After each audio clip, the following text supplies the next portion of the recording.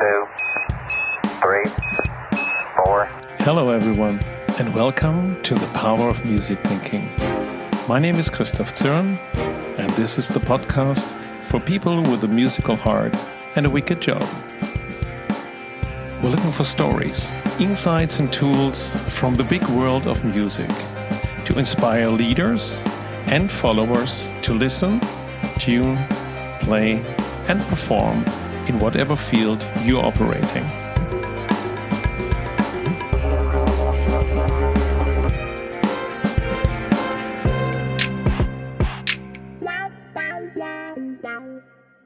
A few episodes ago, I asked the question, what is orchestration? This was because I saw a lot of different orchestrators, nota bene non-musical orchestrators, with job titles like Design Orchestrator, Value Network Orchestrator, Data Orchestrator, and Innovation Orchestrator, just to name a few. It is a long list that combines one field, like design, and orchestration. I started a survey, spoke with different practitioners about what they do when they talk about orchestration. So this is an ongoing research, and I will write a paper about what people do when they say they are orchestrating. But today, we flip the side and talk with a music orchestrator, or shall I say, an original orchestrator? Now, we speak with Robin Hoffmann, a prize-winning composer, arranger, and orchestrator from Berlin. We talk about orchestration in music and the difference between composing, orchestrating, arranging, and conducting in film, games, and concerts. So, this is a deep dive into the music industry and all its facets and inspiration for everyone who is orchestrating something. Welcome, Robin. Welcome to the Power of Music Thinking. Hi, Christoph. Thanks for having me. Robin, I always start my episodes, my conversations with one question, and it's always more or less the same. What was your first sonic experience, or your first or most memorable sonic experience, or album, or live performance, anything that had an impact on you? Oh yeah, I can definitely tell you that one. I think I was about 11 or 12 years old, and my father was a musician, so there was music always around in our house, and I always played on synthesizers that were around in the house. And I also at that time already dove into making music, and I made some little pop tunes with a sequencer. But at that age, it was the first time that I saw Jurassic Park. And there was this sequence where the helicopter flies towards the island, and it was scored by John Williams with this marvelous fanfare that is going on there. And this one literally blew me away. I was completely floored by the score, and I bought the album and I rewatched the movie. I'm not kidding, maybe 100 times, really. I'm not kidding. So I know we had a VHS back then, and after watching it for 100 times, it was barely viewable anymore because the VHS tape was just so worn out.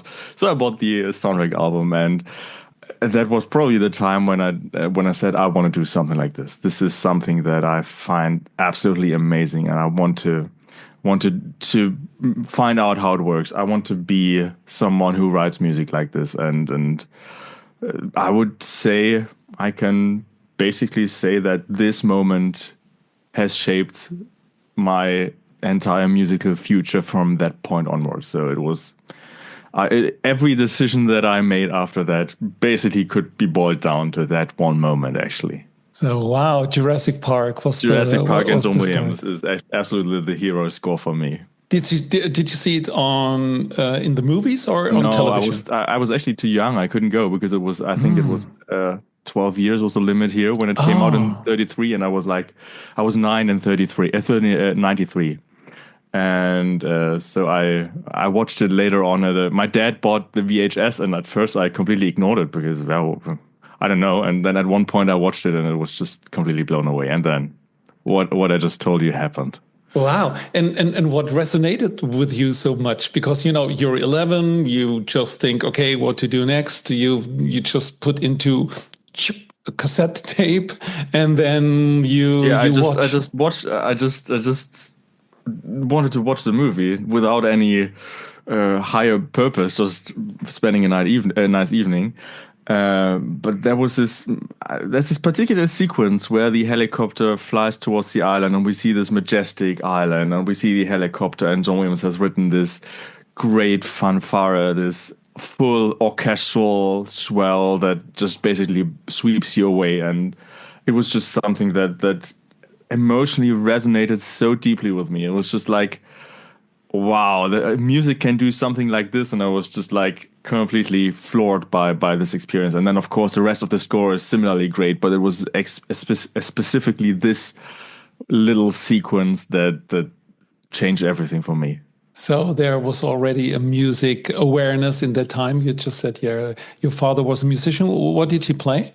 My father was a musician in a rock band in the before the wall came down. So I grew up in the eastern part of Germany, and he was part of a band of there was before the wall came down. There was basically a big scene of the German word is Ostrock, which is basically rock music that was made by bands within the confinements of the Eastern German Wall, because of course the political system didn't want to have too much Western music in the state, and they wanted to have their own music. So there was a quite a big scene of actually state funded and state groomed bands that also they had to.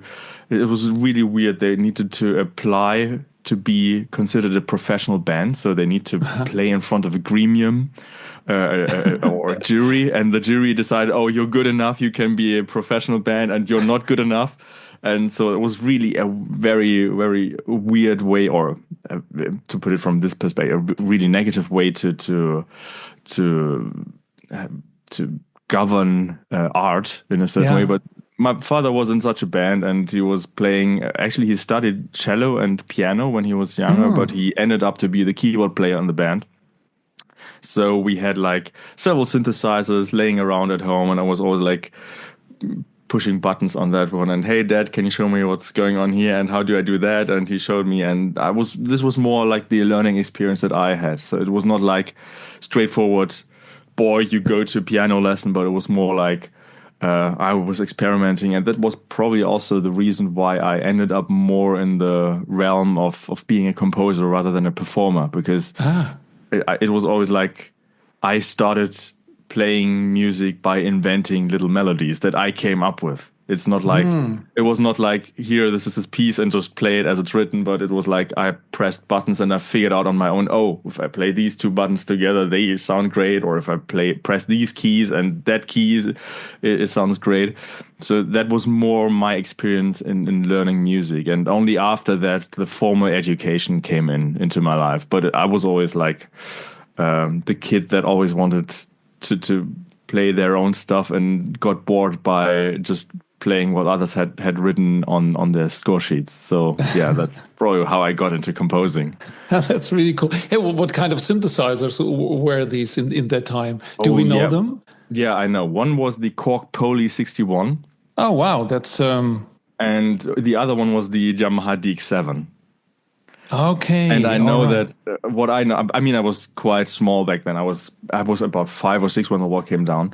But I know that my father spent a fortune bringing these synthesizers into the GDR. They were basically, just because the currency exchange and all the things that went on with it. I think I'm not sure how much it was, but I think at that time you earned around 800 Deutsche Marks per month. Okay. And I think on the DX7 he spent like 18K. So it was like more than 2 years' salaries just to have this synthesizer. It was absolutely insane. But that was the only way how you could get access to any of the music gear, because GDR didn't have any manufacturers manufacturing their own synthesizer. I think probably they had, but they were just not. That's just not what people wanted to play on. So my father invested a lot of money into. It's not just my father. Actually, every band back then that played in the GDR, they just tried to import the gear from the West and paid insane amounts of money just to get their hands on this stuff. Wow, because the DX7, so that and Poly 61. So for everyone who's listening and knows a little bit about synthesizers, the DX7 we know really from pop music from the 80s. It's really it's the iconic e-piano sound you hear in the 80s. It's just there's this one patch. I think it's number 7 or patch number 19 on the DX7, which is the one sound that defined the 80s synthesizer and e-piano sounds. Patch number 19, perfect. So really cool. But I also think there were Russian synthesizers. I think there were. I cannot really tell you more about this because I was just too young back then. Absolutely. I could barely read letters, so I know. I know my father still has the DX7 and in his basement at home, and he sometimes plays on it, and he kind of treats it like his precious, like my precious DX7. So it's still somewhere at home at my father's house. Right. So preset 19. Thanks. Preset 19, the one and only preset 19. Right. Robin, will you introduce yourself a little bit, who you are, what you do for a living, and then we can dive into everything music. Right. Yeah. My name is Robin Hoffmann. I'm a composer, orchestrator, and arranger from Berlin, Germany. And I'm actually a professional, or I do professional this whole stuff. So my main line of work is film music, where I am either involved as a film composer or I help other film composers orchestrating their music, or I also work for certain concert events. For example, when a concert artist, based on last year, I did a show with Anastasia and she wanted to perform a show with orchestra and band.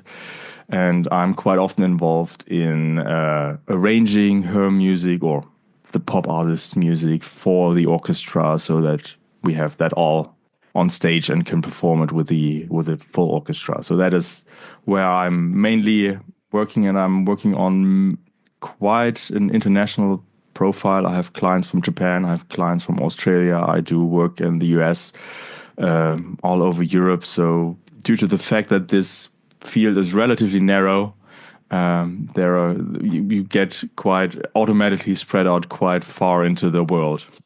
Wow. So you're all over the world, and that means also digitally. So you send back and forth your files? I mean, back in the days, I'd say like 20 years ago, it was customary to be where you work. And I remember when I was a kid or when I was a teenager and pursuing this career, I remember that people said, if you want to make it in the film music world, you need to go to Los Angeles or to Hollywood. And that was definitely true for quite a lot of time. But with the internet, we are basically independent. And I know from colleagues who I know there's one colleague that I know, he has an RV and he lives in this RV. He has a Starlink on his roof, and he has like a solar panel, and in his RV he has like a digital workstation, and he's just one day camping in the Arizona desert and just writes his music there, and then he drives on to another state in the US and just does his work there. So I know that in my line of work, there are quite a few digital nomads. I know from a friend who also just lives for several months in a hotel and in Bali or wherever, and then he moves on to another location. So yeah, it has become quite more liberal in where you can live. And last year I've been doing projects where we had clients in Japan. We had one part of the company in Japan, the developer or the publisher or developer of the game that we were working on was sitting in Seattle. I was sitting in Berlin, and the only thing we needed to manage is time zone differences to basically just get stuff together. But that is kind of the usual stuff that you do nowadays. Amazing. But I do like going to wherever things are. Like whenever there's an orchestral recording session that I'm working on, you could do this remotely nowadays as well, because there are good enough tools where you can just do audio and video streams from the recording hall. But I love going to orchestral recordings because it's just a very different experience just being there instead of just sitting here in my studio and just listening to this whole thing from several thousand kilometers away, just over the internet. So And being there is always better. And there's also a difference between listening to analog instruments via an electronic medium or just be in the room and hear the instruments directly. Yeah, I have this. There's this one problem with my career because I mean, even if I record an entire orchestra in a big studio, I barely ever get to hear it live because I'm always in the recording booth and I always hear what's coming through the speakers and not what's going on in the room. But there's one, I try to make it possible that at least for one take, I can go out into the hall and just experience the orchestra in the live acoustic space. But 98% of the time, I'm just in the booth listening to what's coming out of the speakers. But the big advantage of being there when there's a recording is you can intercept the communication earlier, because when you're in a recording, or when you're in my studio here at home, and we do the take with the orchestra, and then they kind of discuss with each other, oh, that was not quite in tune, and let's kind of figure this one out. And you don't really get this when you're far away. They just basically, they will talk to you after we've figured this out and we do another take. But when you're right there, you're in the booth and you can kind of get the communication between the conductor and the musicians. And you see also what's going on, like musicians talking to each other or the conductor addressing specific musicians. So the problem is when I'm here and I'm attending remotely, sometimes I will say something like, bar 34, can we check intonation? And then it goes there and they discuss about that and it comes back to me. But most of the time they have already figured this out on their own. And when I'm there, I can see, they're talking about this already. I don't need to address this. Right. That's the benefit of being there instead of just attending remotely. Yeah, just more efficient.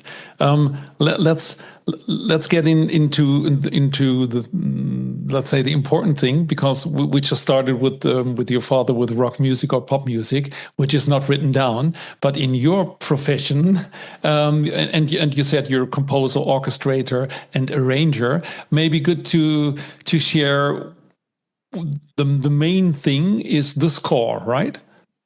It is for me. Let's put it this way.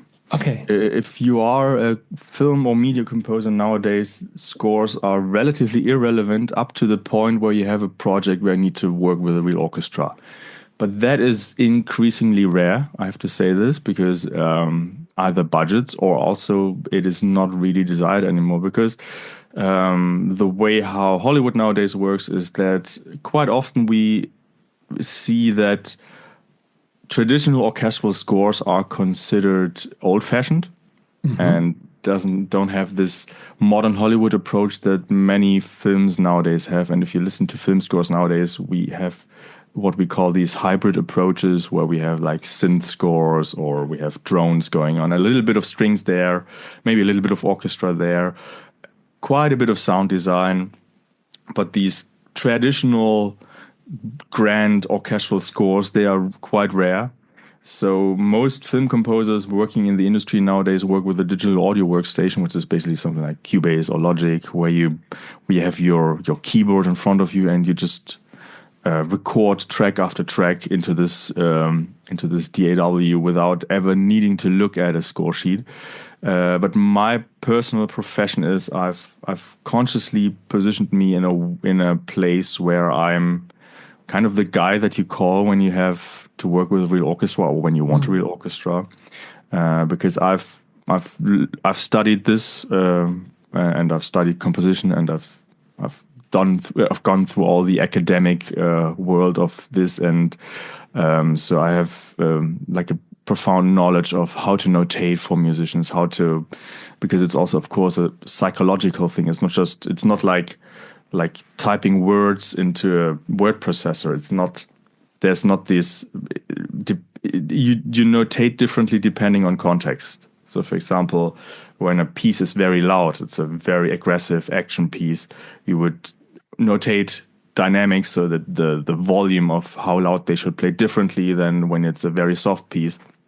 And how would you do this? Would you just say then it's fortissimo, so in a score it would be 3F, or is there a different way? It's basically what many people or many composers who don't have experience with a real orchestra presume is that like piano, mezzo forte, fortissimo are absolute values. Like they because there's very often when you buy like a sample library with orchestral samples, you can dial in certain velocity layers or dynamic layers by having a certain value in the MIDI data.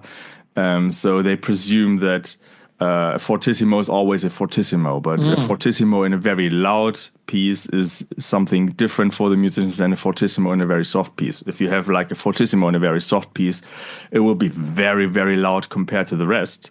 So normally musicians would not go that far.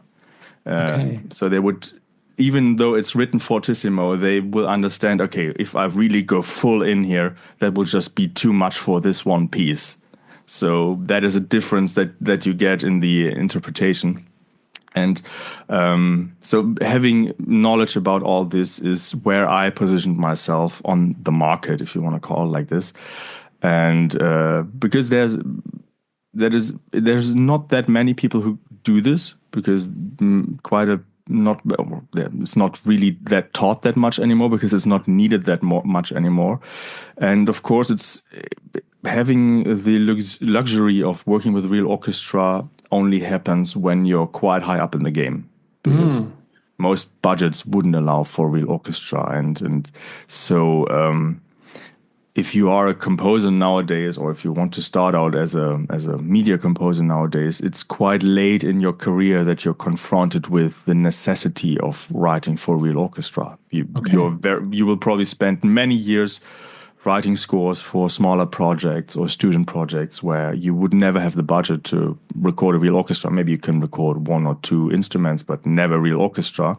So only when your career develops further, you might get the chance to do this. And the problem nowadays is that most of these composers don't get the time or the chance to brush up on their skills of how to notate, because they don't need it in their regular work. Right, up to the it's point, different way, yeah. Yeah, up to the point where a client comes to them and says, hey, but this time we need an orchestra. And then they are, oh, I don't know how to do this. So, and this is usually where my phone rings and they say, hey, Robin, they asked me to do an orchestra. Can you help me? I need help with that. I cannot do this.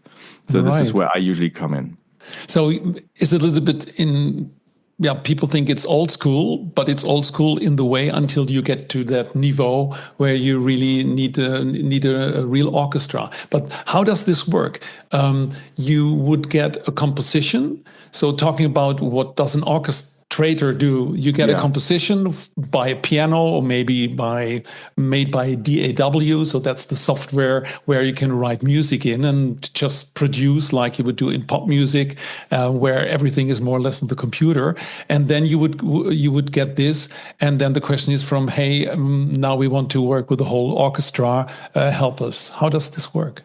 Yeah, it's. There's quite a big range of how this could work, but I can maybe explain how it usually works.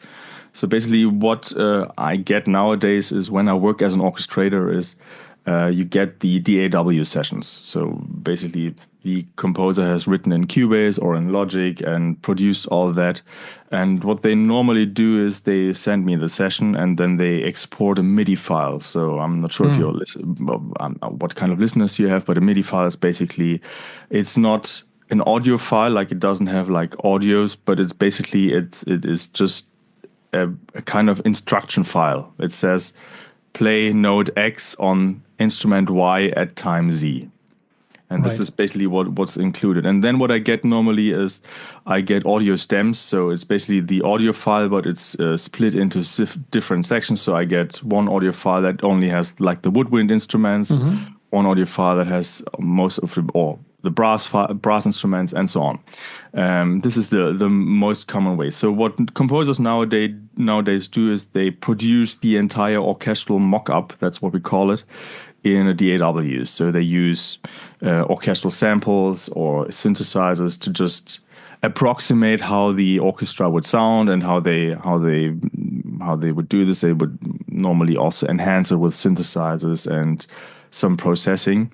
And then I get, as an orchestrator, I get the MIDI file and I get the audio stems, and then I can import the MIDI file into a notation software where I get sometimes good results, sometimes not so good results. Depends on how well they recorded on a metronome. If it's just a little too loose timing, it will just look awful in the notation software. Right. So my job first of all is cleaning up the MIDI, which is basically I just make sure that all the notes start at exact rhythmic point where they should start, and they are all kind of. What's also happening quite a lot is that for example nowadays when you would produce, you would layer a lot, so you would not just use one violin instrument, but you would use another violin instrument from another sample library because it just sounds more Hollywood or fatter or whatever you want to call it. More rich in that sense. More rich, exactly. Yeah. So I need to just go through, okay, we have like the composer has written for, I don't know, 12 horns, but we only have 4 in the orchestra. So I need to go, okay, let me sort this out so that it is sounding as much as possible as the desired sound, I believe, at least, that the composer has in his head or in her head. And but that sounds difficult if you have all the possibilities of digital production, and It is. and you hear 12 fat sounding nice horns, and you say, but we only have the money for the 4, and now write it so that the 4 sound like 12.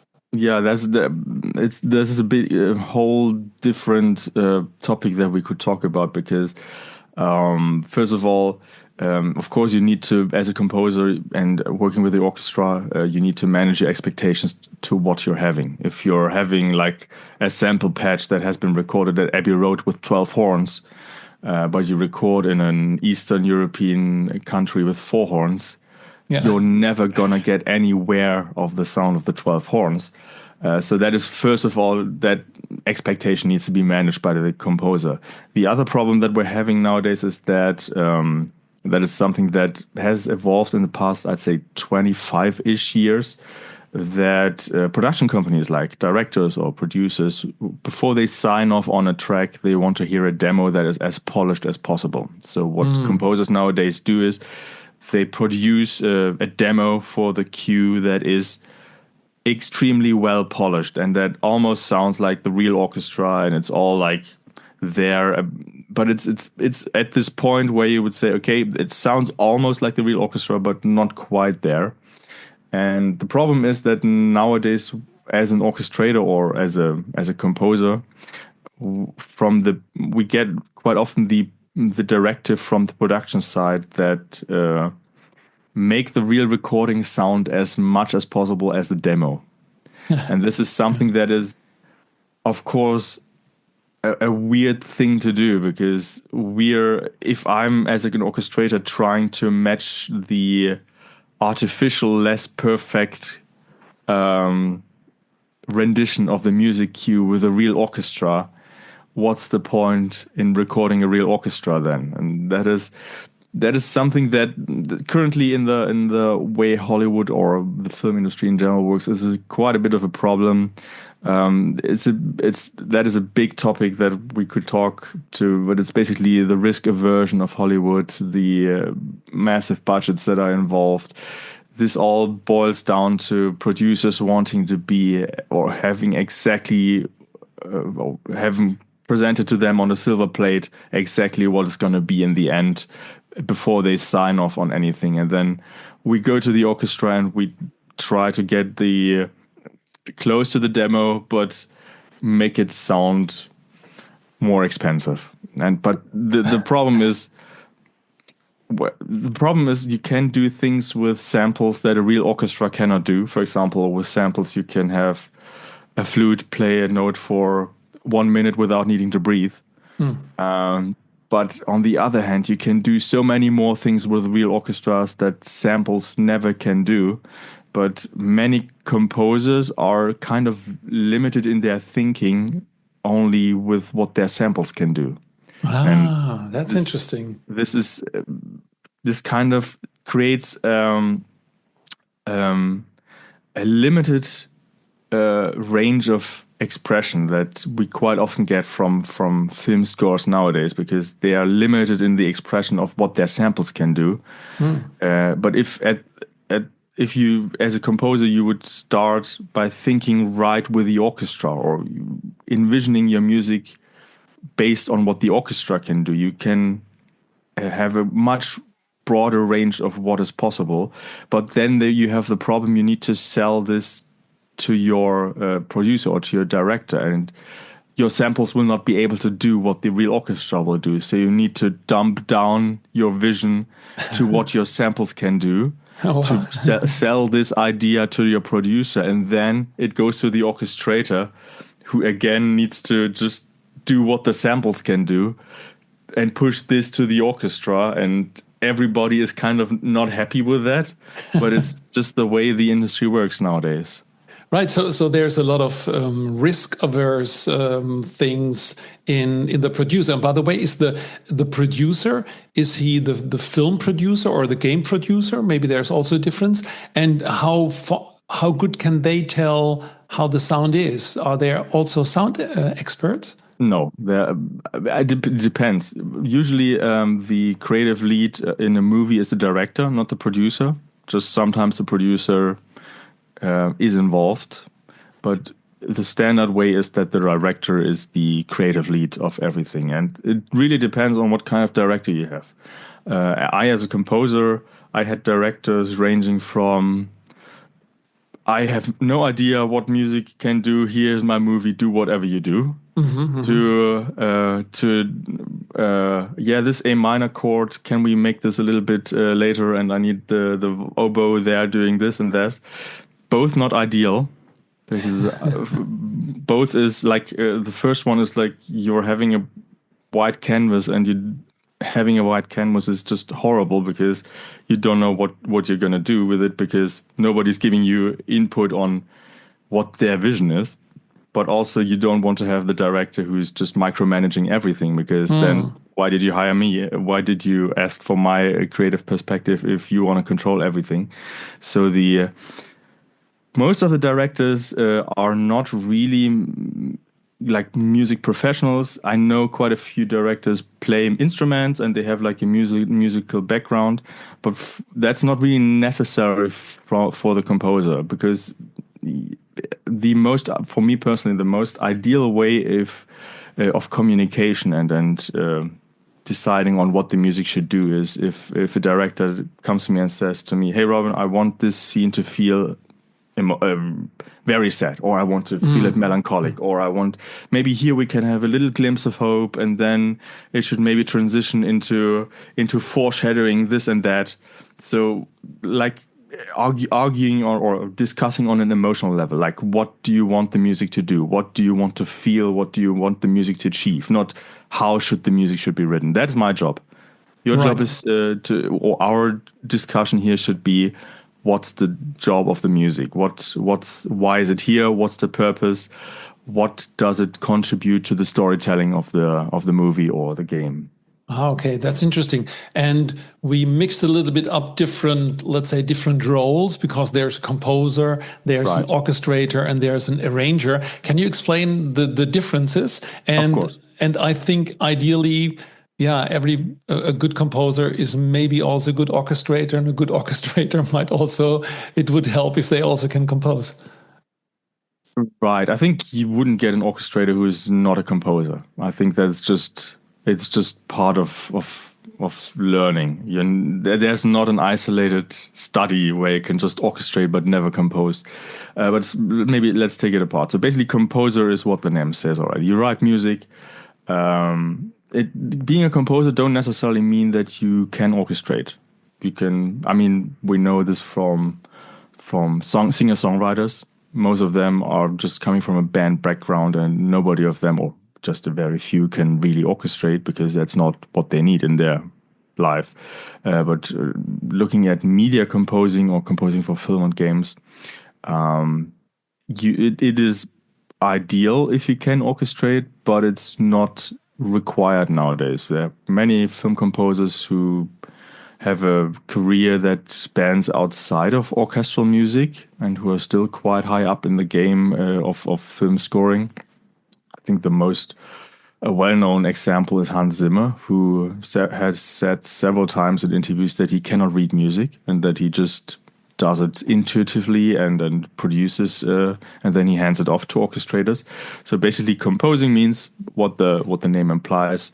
You're coming up with music, you're inventing music, you're writing whatever style of music. An orchestrator, on the other hand, is someone who, I've explained this a little bit in before, who takes the idea from a composer and translates it to an orchestra. That could be something like the composer just gives you a piano sketch and you blow it up to a 80-piece orchestra, or it could be, as I explained before, a pretty full produced demo, and you just translate that to the orchestra so that everybody has enough time to catch their breath in between while playing, or it's not too high for instruments, or it's not too low, or it's not too loud, or you balance things out and you figure out, okay, we only have 4 horns, we cannot do 12. How do I get an approximate effect out of the 4 horns that I have that we have in the demo? So that is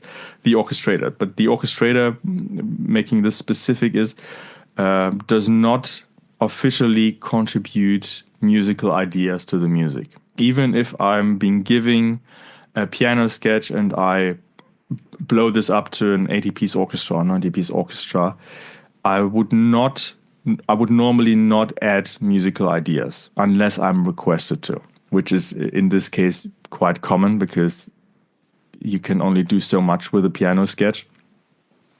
But it's not what is being done. And that also reflects in royalties, for example. So an orchestrator usually doesn't get royalties for the composition. That usually stays with the composer. So our job as orchestrators is to stay as true as possible to the vision of the composer, or we presume that this is the vision that they had, but we don't add or change or amend any of the musical material. That is officially not our job, even though there are kind of gray zones and sometimes we do add quite a lot of musical information, but it's not, we are still being the orchestrator. We're not reaching over into being co-composers or something like this.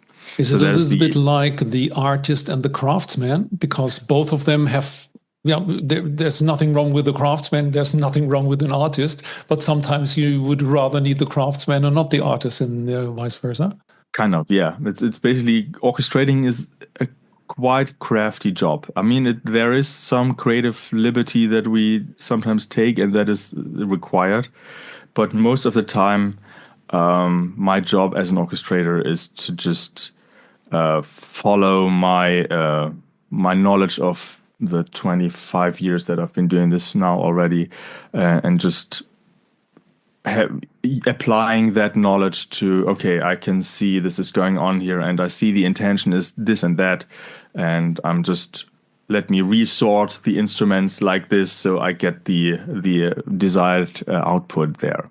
So this is composition and orchestration. Arrangement is kind of in the middle there. This is an arrangement, for example, would be if I get a piece by a composer, but the composer requests me, hey, Robin, can you write an intro to that one? Or we need a bridge here, or we need a little extension there. Or can you maybe reharmonize this section? Maybe try find new chords here. Or could you at the end add the theme again, but make it in a different time signature, make it feel like a waltz or something like this. So as an arranger, you're somewhere in the middle ground. So you're taking a musical idea, but you're transforming it, you're adding to it, you're bringing in your own musical creativity. And this is where arranging differs from orchestration. Again, there are gray zones, and depending on where you are, there are different understandings of these things. Sometimes film composers understand a lot of what I just described about arranging still as orchestration, because they feel like, okay, I have written the original idea and you're just executing it into different variations and adding stuff. But there are the general consensus on this is these three things as I explained them right now.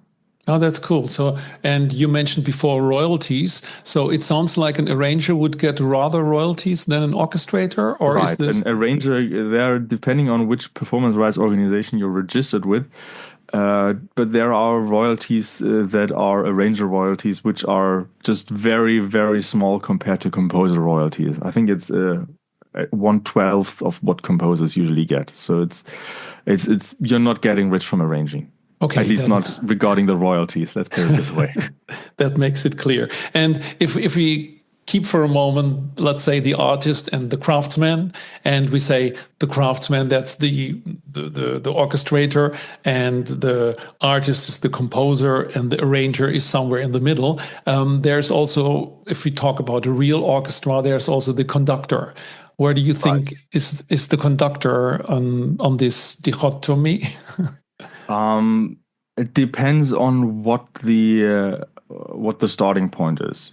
If we are in the film or media music realm, the conductor's role is diminished quite a bit compared to how it would be in a concert setting. So let's maybe talk because when you're a conductor nowadays and you're conducting music, most of the time the music that you're conducting is by a composer that's already dead. So you need to kind of find in the music what might have been the intention of the composer. And your conductor in a concert usually creatively directs the orchestra. So the conductor might make the decision, oh, can we play this section a little slower? Or can the horns play here a little louder? Or these kind of things. They are done by the conductor in a concert setting. When we are in a media scoring realm, the conductor is quite often, it sounds quite negative to put it like this, but it's kind of a glorified metronome. Because that is what is mostly done. They do, depending on who you're working with, they do add some creative input.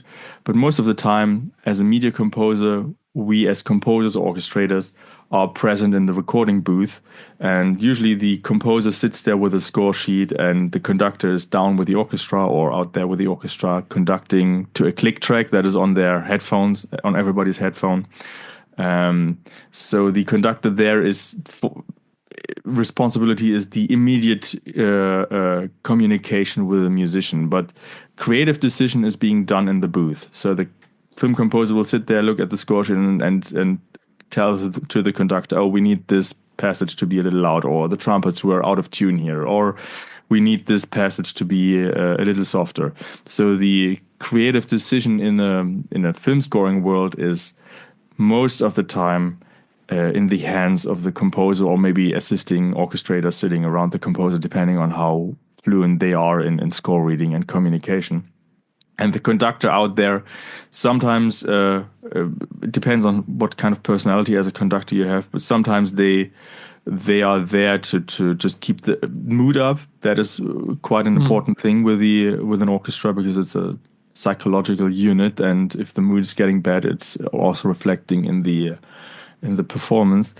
Sometimes they kind of solve the obvious things with the orchestra themselves. So especially when you're in a country where you're not speaking the same language as the conductor and the orchestra, that is very helpful. For example, I record quite a bit in Prague or in Bratislava, and the conductors there are, first of all, they know the musicians very well, so they know also what they can expect from the musicians, but also they speak their language, and they basically the language works in the way that I speak English with the conductor, but the conductor speaks in the native language to the musicians. So when we do a take or we do a run through of a cue, the conductor will figure out, oh, okay, back there and there was something unclear in the trumpets, and there was a reading error in the violins, and they figure this out all while they're doing this. And right after the take is done, they just address this without me from the booth needing to tell them, oh, you need to tell them this and that and that. So they figure out, okay, I'm in front of the orchestra. I figured out this was an obvious mistake. This was obviously not as it is intended to be. So they figure it out on their own. and then I can take creative input if I want to say something like, yeah, that was all. Let's go beyond the obvious things, and I want the trumpets to be softer there, or I want the violins to play more passionately there. So then I take the creative input there. So that is where the conductor is a bit different in the scoring world than they are in the concert world. Right, because examples from, you just mentioned it, the compositions are maybe 200 or 300 years old. Yeah. But in former times, when we think about famous people, like for example, I think Gustav Mahler, he was a composer. He was, as far as I understood, also an orchestrator. So he did not just compose on the piano, but also in the score. And he was conducting his own work. And I think even if we go in newer times and then in contemporary music, Stockhausen, for example, Karl-Heinz Stockhausen, he was the same. He even had also electronic instruments that has to be also synced. So then, but then it's very hard to say what's the composer, what's the orchestrator, what's the conductor.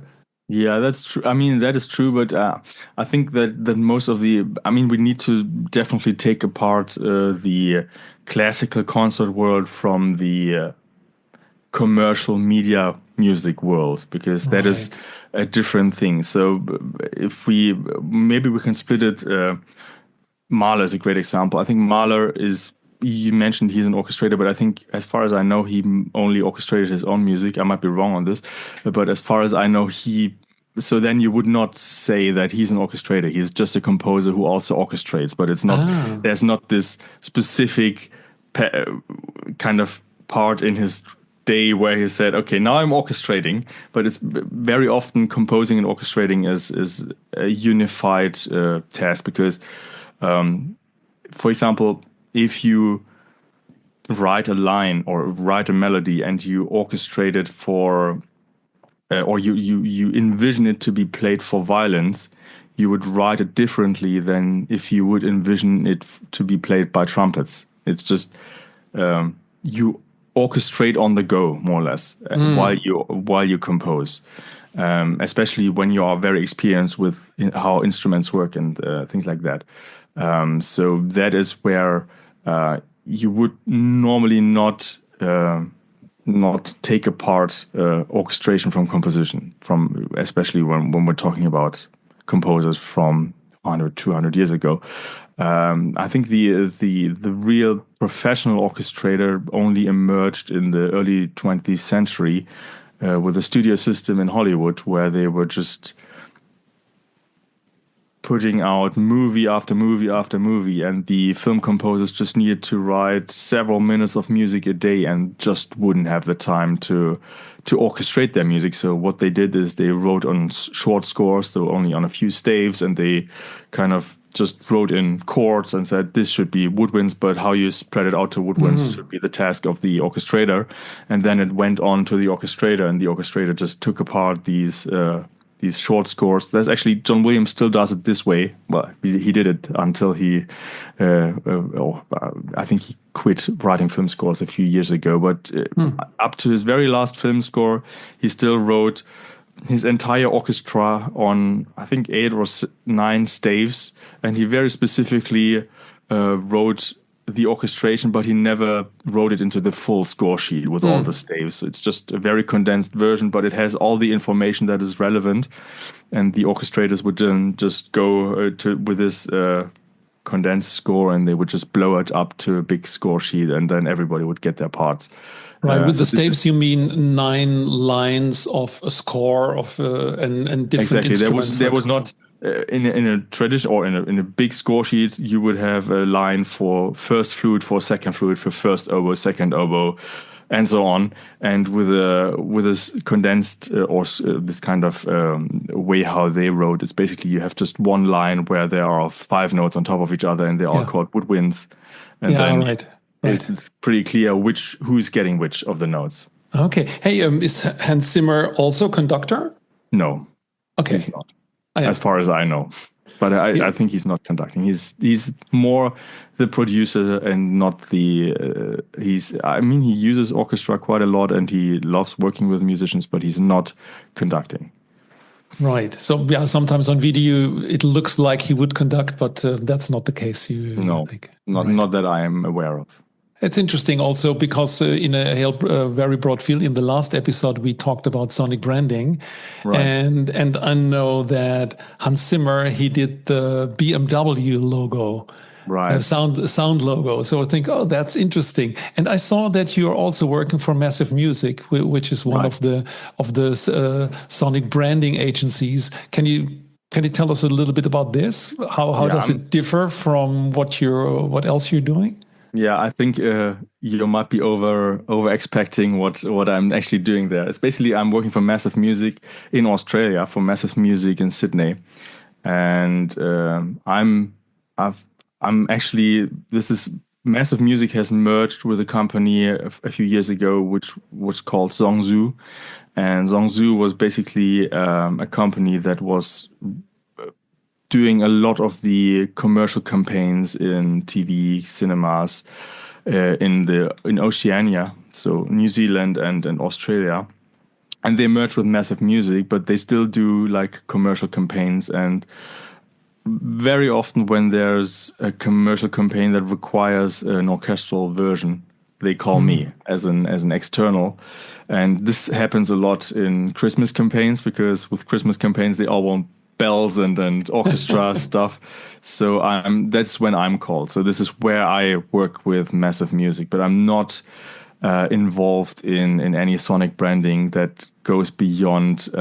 We have a client here that has the sonic signet at the end of their commercial, and you need to incorporate this into the orchestration so that it ends with this little melody. But this is as far as my sonic branding work goes. Would you like to? And I know that's some kind of trap question because a Sonic logo most of the time is between 2 and 4 seconds. Yeah. So I try to imagine how you would write for 2 to 4 seconds an orchestral score, for example. Exactly. This is probably the reason why I would not be super hyped to do something like this because I like writing long form stuff. I like having the chance to say more than two notes, and I have the hugest respect for people who can just write a sonic logo and just bring this into just 2 to 4 seconds. But this is not how I like writing music. I like having a longer melody. I like having a chord progression. I like having this is all the stuff that make me love music. And if I were just there sitting and needing to condense everything to just 3 notes and a sound or whatever, I would not be happy for a long time. I can completely understand this. Yeah. However, I would think about how would an orchestral score look for 2 to 4 seconds with so many little details that get into it. But maybe that's a completely different. I think it wouldn't look much different than a normal score that is longer. It's just you could do it, of course, and I think there are sonic brandings that are orchestral. It's just a let's put it this way, a waste of resources because you would always need to call in the orchestra for 4 hours and then they're just laying there for 1 minute and go home again. It's always 4 hours. Yes, at least 3 hours. There are some ways where you could get in the orchestra for shorter times, but it's not efficient to bring in 80 people for 5 minutes and then have everybody go home again. It's just, this is not how things work. Doesn't sound like these times. Hey, Robin, you shared with us a lot of insights about, let's say, the composer, the arranger, the orchestrator, and the conductor. And maybe the one very last question, and maybe that's an out of comfort zone question, Okay. because I'm also doing research on when people, for example, on platforms like LinkedIn, say that they're doing orchestration, and there are quite some I came about, like design orchestration, value network orchestration. So you can imagine that everything where, in their case, often where different people are connected, they call this orchestration. Now, do you have any thoughts about this? Yeah, I do think that in these worlds, the word orchestration is kind of used a little bit differently than what orchestration means in my world as a musical orchestrator. And I think the difference is that the orchestration that I do is not executive. I'm planning. I'm not the guy who is executing ideas or who's pulling strings or who's directing people to do things. I think a closer match to what orchestration means in the business world would be actually the conductor, because the conductor is the person who says, you're playing this like that, let's make this work together with this, and let's get this person back there doing this. And I think that is more what orchestration in this business language rather means. I, as an orchestrator in the musical world, I'm more the planning guy. I'm there sitting with a score sheet, and I decide, okay, this would probably work quite well with trumpets. Let me write this for trumpets, and maybe let's make sure that they know that they should not play too loud here. So I'll write in a piano for them. But it's my task stops before things are getting executed, because they get executed when the conductor goes on the podium, puts the score in front of them, and gives the cue for the orchestra, and then tells the musicians, "Oh, yeah, you're doing this," and so that is probably the main difference in the way how this word is used in the business world compared to how I, coming from the music world, understand it. I assume even that maybe there are more different roles combined in orchestrating. So like the composer and the orchestrator and the conductor. So a little bit like we talked about Mahler. So because I know in contemporary music often is if you play together with a soloist or with an orchestra, you also do demoing in the way that you try to write something down. You see how they can play it, what they can play it, and then amend a little bit in that. So it's more also communication. So a little bit what you just also said with the conductor in the way how he works together with the orchestra, because he knows the orchestra. On the other hand, he's not the one who's composing. So it's exactly. So the musical orchestration is probably just a part of what orchestration in the business sense means. So as I said, I'm as a musical orchestrator, I'm planning more, while I think you would need to look at this more holistically if you wanted to find an analog between the business orchestration term and the musical orchestration term. Do you think in music we have a role that could cover it all? Probably the thing that you just described, like the orchestrating composer, and also like the Mahler is probably the one person that covers it all. Or John Williams would probably also be a good example, because even though he wrote short scores and he has orchestrators, he makes all the decisions on how this should be orchestrated in his just very condensed notation. But he's also conducting, he's writing, and he's orchestrating in the way how he writes it. So that he is more the all-encompassing orchestrator in a business sense than just the isolated orchestration task that quite often lands on my table.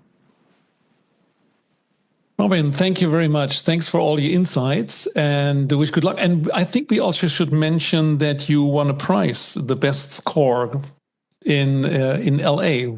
Maybe just one sentence what it is, and I will also put the link into the show notes. Yeah, it's just not one prize. Actually, I won quite a few prizes in the last couple of weeks on several awards for a film score that I did last year, which is for a movie called Treasure Trackers. It's actually a family entertainment movie which is from a storyline relatively similar to Stranger Things. So basically a group of kids solve a mysterious thing in their rural country town. And I was fortunate enough to get to write the score for this whole thing, and I orchestrated it myself actually, and was had the great luck of recording this all with a big orchestra in Bratislava, and so this movie is taking the score is actually making its rounds currently, winning a few awards, and just today I got a note that excerpts from it will be played in a film music concert in May here in Germany. So that is a very nice surprise that I got this morning. So thank you. And it really covers all the way that we just talked about, from composition to a live performance. Thank you very much, Robin. Exactly. Thanks for having me. Thank you so much for listening. I really appreciate this, because listening is one of the top leadership skills, and I feel honored about this. It is my mission to find, create, and share inspirations for meaningful collaboration based on music analogies. If you want to support this, please subscribe to the podcast, give us a rating, or write a review on iTunes or Spotify. And more inspirations can be found on musicthinking.com. We have a blog, and you can download the Music Thinking Framework. And finally, I would love to hear your feedback. And if you need help with a business challenge, please reach out to me via email, podcast@musicthinking.com.